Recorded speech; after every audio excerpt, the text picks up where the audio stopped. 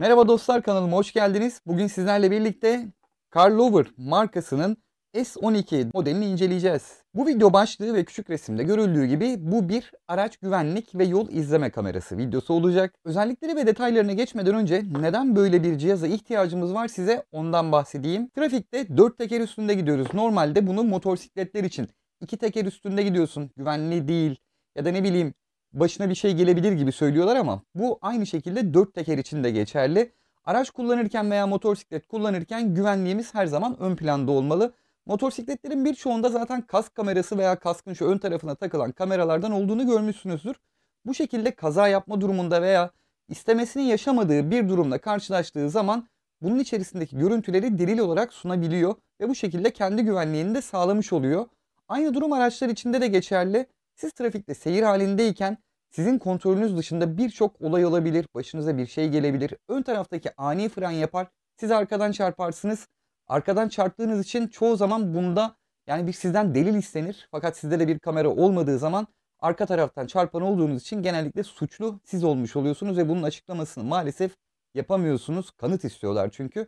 Kanıt istenmesi durumunda elinizde, aracınızda daha doğrusu böyle bir kamera var ise karşı tarafın suçlu olduğunu bu şekilde rahatlıkla kanıtlayabiliyorsunuz. Araç içi kamera kullanımı yurt dışında hemen hemen her yerde zorunlu hale getirilmiş fakat Türkiye'de şu an böyle değil. Ancak bu ilerleyen dönemlerde böyle olmayacağı anlamına gelmiyor. Fakat bunun bir zorunluluk olmasına gerek yok. Bilinçli bir kullanıcı, bilinçli bir şoför iseniz zaten aracınızda güvenliğin ön planda olmasını istersiniz. Ve araç içi kamerada dediğim gibi bu olumsuz durumlara karşı sizin elinizde gerçekten güçlü bir koz olmuş oluyor. Bu inceleyeceğim modelin özellikleri, performansı ve fiyat performans olarak özellikleri gerçekten hoşunuza gidecek ve eminim birçoğunuzu cezbedecektir. Hadi incelemeye başlayalım. Sıralayacak olursak 4K Ultra HD video kaydı, Wi-Fi bağlantısı ve uygulama ile anlık görüntüleme, video kaydetme, fotoğraf çekme ve cihaz içindekileri telefona aktarma özelliği, Starlight özelliği sayesinde gerçekten mükemmel bir gece görüşü, f1.8 diyafram açıklığı ile 145 derecelik geniş görüş açısı, 256 GB'a kadar SD kart desteği ile içerisinde kayıt yapabilme, kutu içerisinden 64 GB'lık hediye bir SD kartla çıkıyor. Siz isterseniz bunu daha yüksek kapasiteli bir SD kart ile değiştirebiliyorsunuz. Park izleme modu ile kontak kapalı olsa bile 24 saat kesintisiz kayıt özelliği. Bu özelliği etkin olarak kullanabilmek için bir ek aparat almanız gerekiyor. Daha doğrusu ek bir kablo almanız gerekiyor.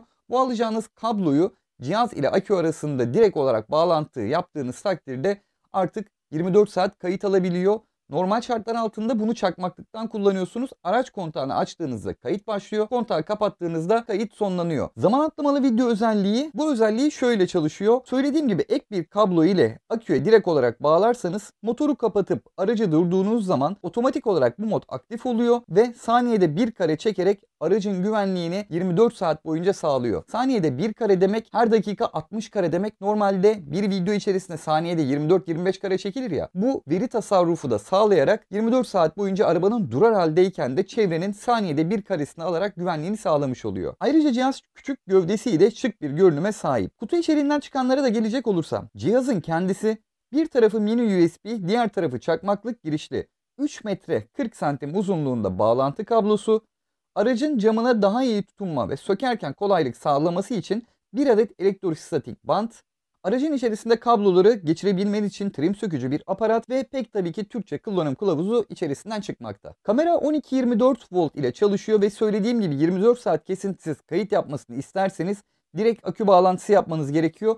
Bunun neden altını çizerek söylüyorum? Bunu satın alanlardan birkaçı yorumlar kısmında şöyle bir şey belirtmiş. 24 saat kayıt özelliği olduğunu okudum. O yüzden aldım fakat çakmaklıktan bağlandığı için aracımın kontağını kapattığımda direkt olarak kayıt etmeyi durduruyor diye. Zaten cihazın açıklamalarını ve detaylarına bakacak olursanız bunun içerisinde bir batarya yok. Yani hani böyle bir bataryası olup da aralıksız kayıt etme özelliği olduğunu zaten firma vaat etmemiş. Dediğim gibi direkt akü bağlantısı yaparak kullandığınız zaman 24 saat kesintisiz kayıt alınabiliyor. Cihazın çalışma şekli gerçekten çok basit. Çakmaklığa takıyorsunuz, kontağı çeviriyorsunuz ve cihaz artık kayıtta. Kapattığınız an kapanıyor. Kullandığınız hafıza kartı sizi 24 saat süreyle kayıt yapmanıza olanak tanıyorsa, cihaz 24 saat kayıt yapıyor ve hafızası dolduğu zaman en baştaki kayıtlardan silmeye başlayarak tekrardan kaydediyor. Böylelikle hep son 24 saatiniz kayıt altında kalmış oluyor. 24 saat bir örnekte kullanacağınız hafıza kartı ne kadarlık kaydın destekliyorsa bu kadarlık kayıt alacaksınız. Örnek veriyorum, kullandığınız hafıza kartının kapasitesi düşük. Maksimum 10 saatlik kayda olanak veriyor. 11. saate geldiğinizde 1. saatteki kaydı siliyor ve bu şekilde en baştan silerek her zaman güncel bir kayıt tutmaya olanak sağlıyor. Gündüz kullanımında hava kapalı ya da açık olsun, güneşli ya da bulutlu olsun fark etmeksizin kaydı net bir şekilde tutuyor. 4K kayıt almasının en güzel özelliği de her detayın fark edilebilir olması. Araç hareket halindeyken bile çekim yaptığı yerdeki plakalar çok rahat bir şekilde okunabiliyor. Gece görüşü gerçekten çok başarılı. Kamera aydınlık ve karanlık arasındaki geçişi çok güzel ayarlıyor ve karanlık alanlarda veya gece bile çok net görüntüler alabiliyorsunuz. Diğer sevdiğim özelliği ise şu: araç içindeyken kameranın kendi Wi-Fi'sine bağlanarak içerisinde olan tüm kayıtları görebiliyor ve bu kayıtları telefonunuza aktarabiliyorsunuz. Ayrıca anlık olarak kayıt başlatma ve fotoğraf çekme özellikleri de uygulama içerisinde mevcut.